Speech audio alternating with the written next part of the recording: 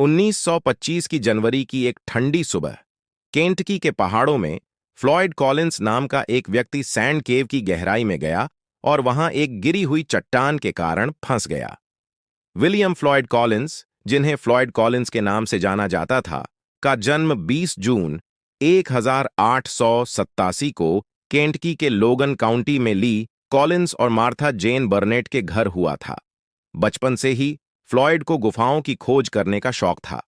वह एक अनुभवी गुफा अन्वेषक थे, जिनके हाथों में कठोरता थी और एक निडर आत्मा थी जो कई सालों से उन्हें प्रेरित कर रहे एक सपने द्वारा संचालित थी।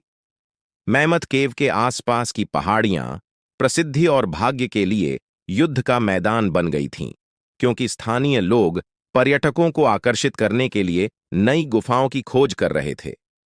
फ्लॉयड भी धरती के नीचे छिपे खजाने की खोज कर रहे थे, इस उम्मीद में कि एक रास्ता मिल जाएगा जो उनके परिवार की किस्मत बदल देगा। उन्हें लगा कि सैंड केव ही वह जगह हो सकती है जो इस सपने को सच कर सकती है। संकरी गीली सुरंग के माध्यम से रेंगते हुए फ्लॉयड धीरे धीरे आगे बढ़े। ठंडी हवा में उनकी सांसें दिखाई दे रही थीं। दीवारें उनके चारों ओर कसकर दब रही थीं, जैसे किसी विशालकाय हाथ की पकड़, और जैसे जैसे वे आगे बढ़ते गए, रास्ता और भी संकरा होता गया।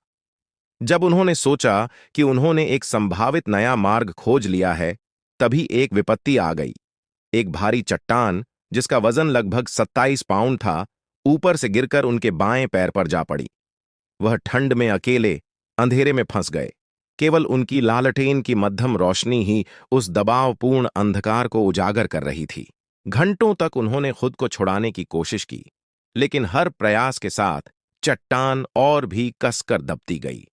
उन्होंने अंधकार में चिल्लाया। उनकी आवाज छूना पत्थर की दीवारों से टकराकर गूंज रही थी। घंटों बाद उनकी पुकार उनके भाई होमर तक पहुंची, जो पास ही थे। होमर ने फ्लॉयड को गंभीर स्थिति में पाया। उनका चेहरा दर्द से सफेद था और उनका पैर मजबूती से फंसा हुआ था। उन्होंने चट्टान को उठाने की कोशिश की, अपने नंगे हाथों से खोदने की कोशिश की, लेकिन रास्ता बहुत तंग था। वहां उपकरण लाने का कोई तरीका नहीं था। यहां तक कि होमर, जो अपने भाई को मुक्त करने के लिए बेताब थे, केवल उन्हें आश्वस्त कर सकते थे कि मदद रास्ते में है। फ्लॉयड की मुसीबत की खबर तेजी से फैल गई। जल्द ही गुफा के प्रवेश द्वार के बाहर एक भीड़ इकट्ठा होने लगी, और फंसे हुए गुफा अन्वेषक की खबर केंटकी के पहाड़ों से भी परे पहुंच गई। रिपोर्टर वहां जमा हो गए, कैमरे चमकने लगे, और पूरे देश के लोग रेडियो प्रसारण के माध्यम से ध्यान से सुनते रहे, क्योंकि लाखों लोग यह जानने के लिए बेताब थे कि फ्लॉयड को बचाया जा सकेगा या नहीं। राहत दल लगातार काम कर रहे थे, लेकिन सैंड केव ने जिस व्यक्ति को कैद किया था, उसे छोड़ने से इनकार कर दिया। संकरी सुरंग ने पारंपरिक उपकरणों के उपयोग को असंभव बना दिया, और सुरंग को चौड़ा करने के हर प्रयास के साथ और अधिक ढीली मिट्टी गिरने लगी। यह खतरनाक काम था। कभी कभी बचावकर्मी भी खुद को फंसने के खतरे में पाते थे। फिर भी उन्होंने फ्लॉयड तक आपूर्ति पहुंचाई, उन्हें खाना, कॉफी और पानी दिया, और उनके मनोबल को बनाए रखने की कोशिश की। फ्लॉयड ने आशा बनाए रखी, हालांकि उनकी आवाज कमजोर पड़ती जा रही थी। उनके शब्द कम होते जा रहे थे। दिन बीतते गए, और ठंड पृथ्वी में फ्लॉयड की हड्डियों तक गहराई तक समा गई। 4 फरवरी को एक गुफा का हिस्सा धंस गया, जिससे फ्लॉयड तक पहुंचने का सीधा रास्ता बंद हो गया। यह एक विनाशकारी झटका था।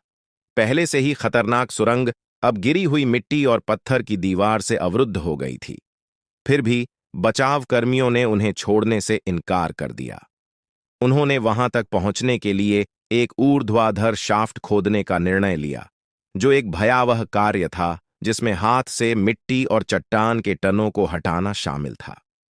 प्रत्येक बीतते घंटे के साथ ऐसा लग रहा था कि समय भी उनके खिलाफ साजिश कर रहा है। जैसे जैसे दिन बीतते गए, उम्मीदें मुरझाने लगीं। बचावकर्मियों की आवाजें, जो कभी आशा से भरी होती थीं, अब भारी हो गई थीं। सैंड केव के आसपास की हवा दर्जनों लोगों की निराशा और फ्लॉयड और स्वतंत्रता के बीच की जमीन के वजन से भारी हो गई थी। कड़वी सर्दियों की हवा उन दर्शकों के चेहरे पर चुभ रही थी जो देखने के लिए आए थे, और फ्लॉयड कॉलिंस की कहानी आशा और निराशा दोनों का प्रतीक बन गई। अखबारों में उनकी संघर्ष की खबरें छपीं और रेडियो पर नवीनतम जानकारी की चर्चा होती रही। फिर भी गहराई में फ्लॉयड कमजोर होते जा रहे थे।